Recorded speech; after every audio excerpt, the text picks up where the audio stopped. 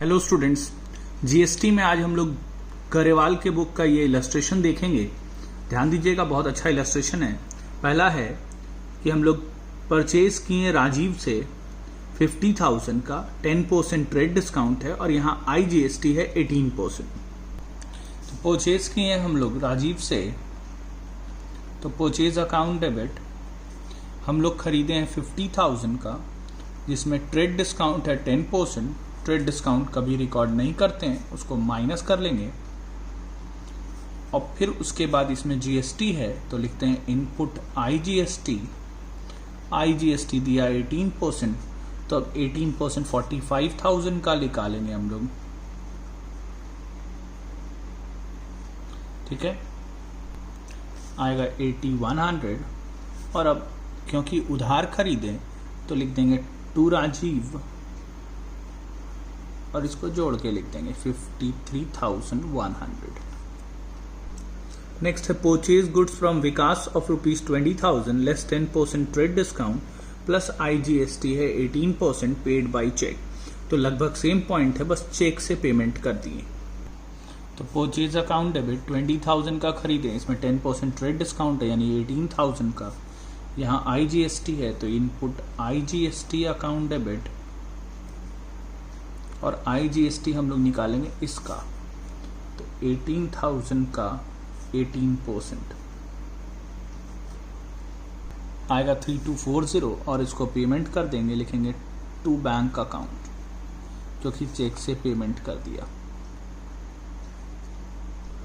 अब इस पॉइंट पे ध्यान दीजिएगा, लिखता purchase goods from Param of ₹1 lakh less 10% trade discount IGST 18% payment cheque से किए और 2% कैश डिस्काउंट भी मिला। 1 लाख का गुड्स खरीदे, 10% डिस्काउंट यानी 90,000। अब यहाँ आईजीएसटी डेबिट करते हैं, लेकिन हर बार हम लोग आईजीएसटी जो निकाल रहे थे वो इसका निकाल रहे थे, यहाँ जो माइनस करके आ रहा था ट्रेड डिस्काउंट घटा के उस पर, लेकिन यहाँ कैश डिस्काउंट भी है। तो यहाँ थोड़ा ध्यान से समझो, लिख रहा इमीडिएटली पेमेंट किए, इसके लिए 2% कैश डिस्काउंट भी मिला। पेमेंट करने का एंट्री करते हैं टू बैंक और यहाँ डिस्काउंट है कैश डिस्काउंट, तो उसको लिखते हैं डिस्काउंट रिसीव के नाम से।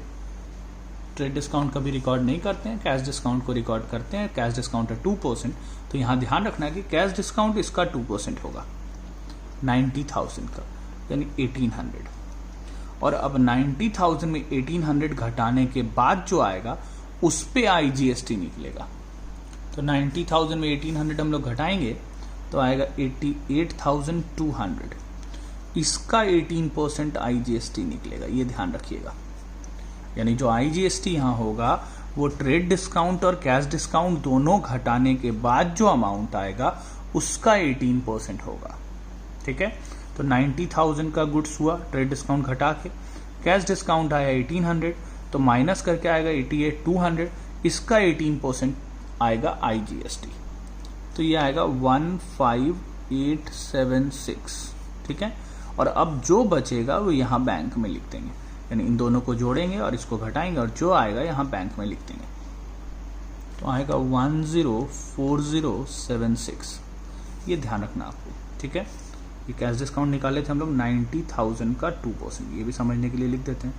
तो पहले ट्रेड डिस्काउंट घटा के आया 90,000, फिर इसका 2% कैश डिस्काउंट निकाले, फिर इसमें से इसको घटा के जो बचा उस पे हम लोग निकालेंगे आईजीएसटी और फिर बैलेंस करके जो बचेगा वो बैंक में लिख देंगे। ये डीके गोयल के बुक में गलत बनाया है, इसलिए हम इस बुक से आपको बता रहे हैं, ध्यान रखिएगा।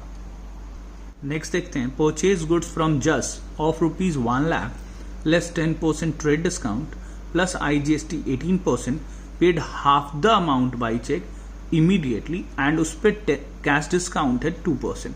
कैश डिस्काउंट उस पे मिलता है जितना आप पे करते हैं, तो हाफ अमाउंट पे किए तो हाफ डिस्काउंट कैश डिस्काउंट जो है हाफ अमाउंट पे ही मिलेगा। तो गुड्स खरीदे 1 लाख का 10% ट्रेड डिस्काउंट यानी 90,000। फिर यहाँ इनपुट आईजीएसटी डेबिट होता है, लेकिन यहाँ कैश डिस्काउंट भी है, और जब भी कैश डिस्काउंट होगा आप इसका आईजीएसटी मत ले लेना, या सीजीएसटी एसजीएसटी होगा वो भी इसका मत ले लेना, क्योंकि यहाँ कैश डिस्काउंट है। तो आप कुछ पेमेंट किए, 50% पेमेंट किए, उस 50% में आपको कैश डिस्काउंट मिलेगा, तो जो कैश डिस्काउंट मिलेगा वो 50% पे मिलेगा। तो 90,000 का 50% हो गया 45,000। ये 45,000 आपको पे करना था 50%, इस पे आपको कैश डिस्काउंट मिलेगा 2%, 50% का 2%, यानी हो गया 900। ठीक है, तो अब 90,000 में ये 900 कैश डिस्काउंट का भी घटा लेंगे, तो आएगा 89,100। इस 89,100 का IGST निकालेंगे 18%, तो ये आएगा 16,038। ठीक है, अब कुछ पेमेंट किए और कुछ पेमेंट करना बाकी है, 50% बाकी है, उसके लिए उसका नाम लिखेंगे। ठीक है, अब यहां थोड़ा सा समझना है कि 50% पेमेंट किए और 50% बाकी है, तो वो कैसे निकालेंगे समझाते हैं, ध्यान दो। पहले इन दोनों को जोड़ेंगे। ठीक है, इन दोनों को जोड़ के आएगा 106038। इसका 50% पेमेंट किए यानी हाफ पेमेंट किए, तो इसका हाफ पहले निकालेंगे, तो इसका हाफ आया 53019, यानी 53019 आप पेमेंट करेंगे और 53019 उधार है।